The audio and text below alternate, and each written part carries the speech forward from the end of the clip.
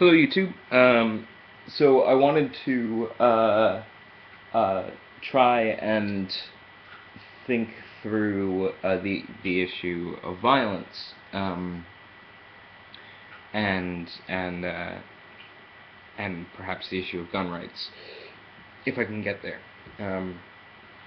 As somebody who has deep sympathies with the anarchist tradition, um, there's a really rich lexicography there on violence, discussions about violence, because um, there this is a split in the anarchist tradition.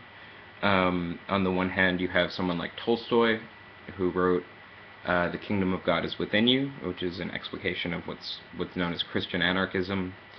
Um, and he that book then went on to be the book that impacted Gandhi and forced him to sort of develop his strategy. And Gandhi refers to himself as an anarchist a few times. So on the one hand, you have this extreme. Oh, and also Martin Luther King is sort of a mimesis of Gandhi's project. I don't know if Martin Luther King ever read that particular book by Tolstoy. I assume he probably did, though, and I assume he was sympathetic towards it. But I don't really necessarily want to make any strong claims. Um, but I know that King was well versed in radical politics. Um, and on the other side of that coin, you have people like Emma Goldman was at times really in support of violence. She says, if I'm ever advocating nonviolence, you'll know that I've gone soft in the head. Um, it's a paraphrase. It's not a direct quote. Um, and she was part of a plan to, with her friend Alexander Berkman, um, they together were going to kill a, uh, a factory owner. So they were directly part of a violent plan, and you have this historical image of the bomb throwing anarchist. Um, there are quite a few places where violence becomes an issue um, within anarchism, and it's a central issue in that discourse, and I think it's a great place to start in terms of thinking through the issue of violence. And it's something that causes me personal difficulty when I think through you know questions of things like gun rights, right? Um, and I want to cite Simon Critchley here, who in his latest book, which I've referenced a few times because I just finished reading it and it's really fascinating. And he has a whole long section on violence, um, where he makes the really interesting claim that he says violence is not an act that can be reduced to the here and now. Violence is a double act. Violence is it's violence and counter-violence, and it's cycles of violence that go back into history. And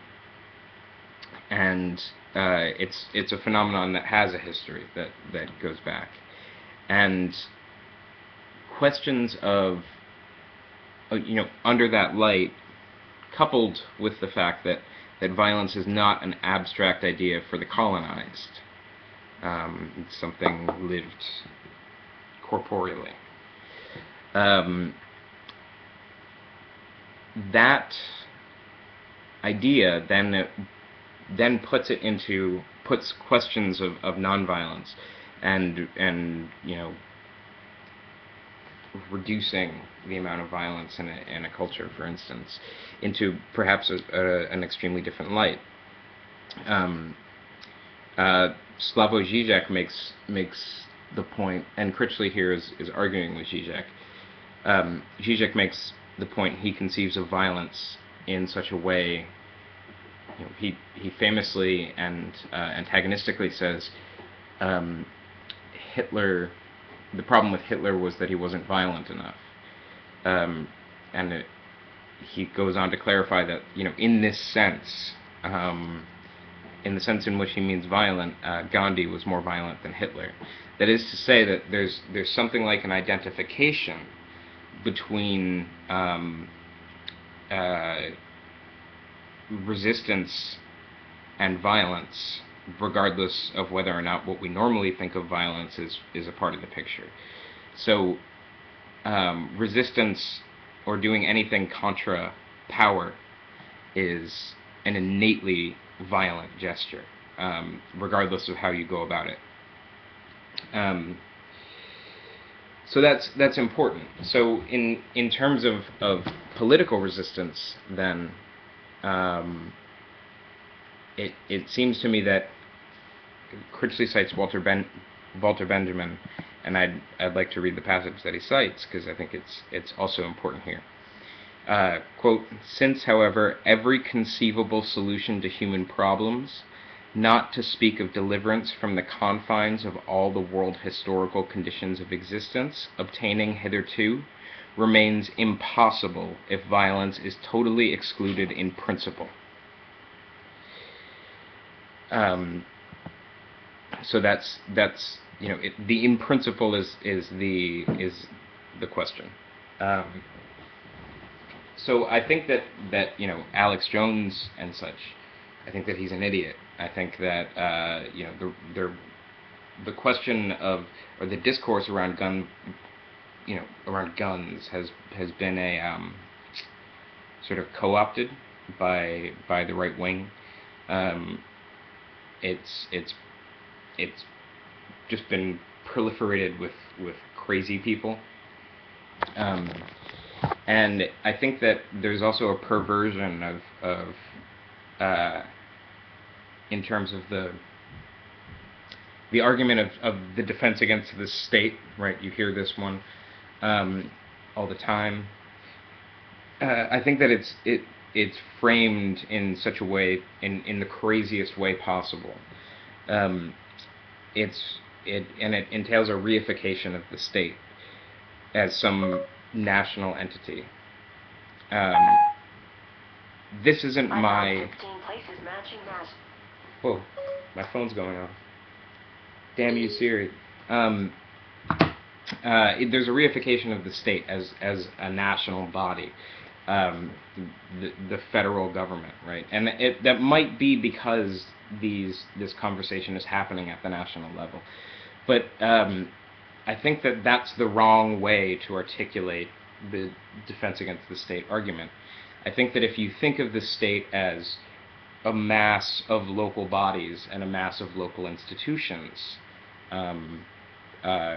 across the country, things like, and you think of local police as a part of the state. If you think of just whatever, if you think of the various different branches of government, if you think of all of this, then one can imagine pretty quickly that there are contexts. That's not to say that it's always true, but there are contexts, local contexts, that within which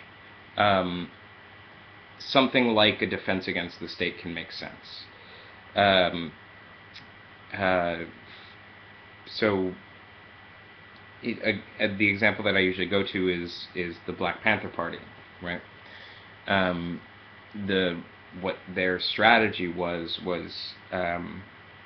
they were experiencing a rash of police brutality in their area.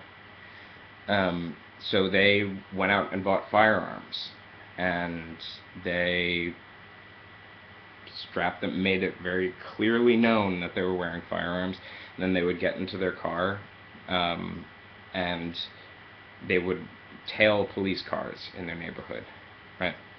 And they wouldn't do anything, you know what I mean? But just the fact that they had guns on them was able to at least to some degree, to curb police brutality in their area. I think that that's an effective strategy. You might think it's extreme, and I think it is extreme, but I think that if you look at what they were undergoing, the circumstances were extreme. Um, those Now, those circumstances exist, right? Like extreme circumstances with a surplus of state power. Again, state here being conceived of as an organization of local entities. There are situations wherein which a surplus of state power exists in a really brutal form and a violent form. And what I'm nervous about is the exclusion of that reality, or the exclusion of that response in principle, right? I obviously know that people aren't talking about banning guns, right? Um, but there is something about um, neutering the public capacity for violence that seems to normalize. It seems to assume that all contexts are equal across the federal level, and that might be dangerous in certain local struggles. Um, that's something that's somewhat unsettling to me. Like that's a problem to me. Um, I don't necessarily want to argue that, you know, we should have access to all sorts of crazy firearms, and like, sure, I think it's a good idea to do background checks, and I think all of this, and yeah, I think the NRA is crazy, I think Alex Jones is crazy, like, sure, all of that's true, but at the same time, I'm nervous about um, about consolidating the modes of violence into the state. Um, I think that there are just too many examples in our history, just far too many examples in American history of um, of local state violence um, being a deep problem. Um, and mind you, in the terms of the Black Panther example, the first gun laws were passed in California to stop the Black Panthers, right? So you could conceive possibly of a dimension of, you know, again, if you think of the power relation between a local state entity and some minority is really what it is. If you think of that relation, there's introduced something like a racial dimension. Um, I don't know. That might be rambly, and that's a scattershot of points. But I'm trying to think through and articulate an idea of political violence, and I don't think that you can necessarily have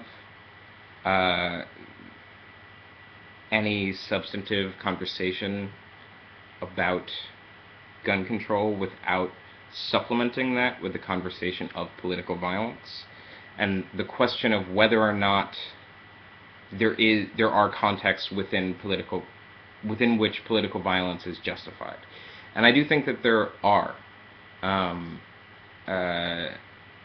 I think that's very sad as well.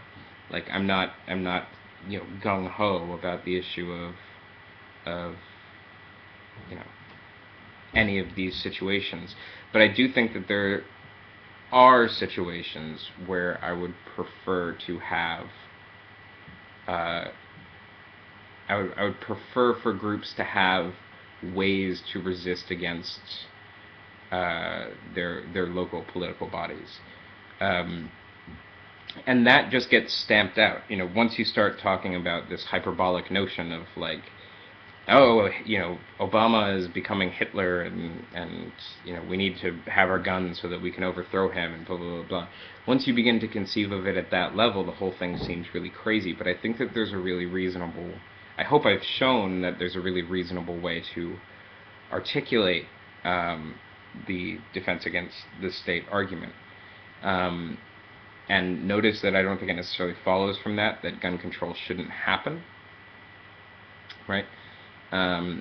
It's more of an anxiety surrounding the issue, and I think that there's perhaps not enough anxiety surrounding the issue. I think that there's a little bit too much. I'm going to say something that's really going to piss people off. I think that there might be something like too much white privilege in the idea that in conceiving of in conceiving of violence as an abstract thing that needs to quantitatively be reduced, rather than conceiving of it as a corporeal reality that is mutable across different contexts. I think it's a little bit too easy to conceive of the gun thing as some out there, phenomenon. Yeah. So I hope this video pissed you off. Please comment, subscribe, make video responses telling me why I'm wrong or what I've gotten wrong. I'd love to hear it. And have a good day.